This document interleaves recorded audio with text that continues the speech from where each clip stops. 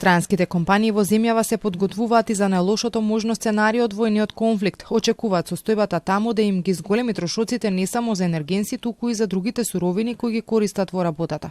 Пред известно време и од Советот на инвестиции пресметаат дека контејнерскиот транспорт поскапел за над 60%. Представниците на инвеститорите во земјава велат дека секакви сценарија се во игра, но веруваат дека активно се подготвуваат дури за најнеповолниот развој на ситуацијата.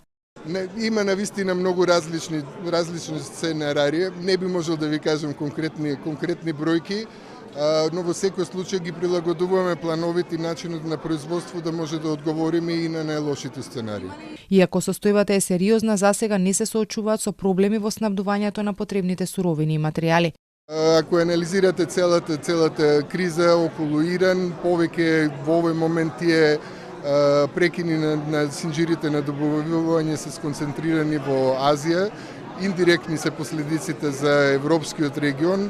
Во овој момент нема нешто што на краток рок може да ескалира рапидно. Плановите за работа кои ги направиле барем во моментов нема потреба да ги менуваат.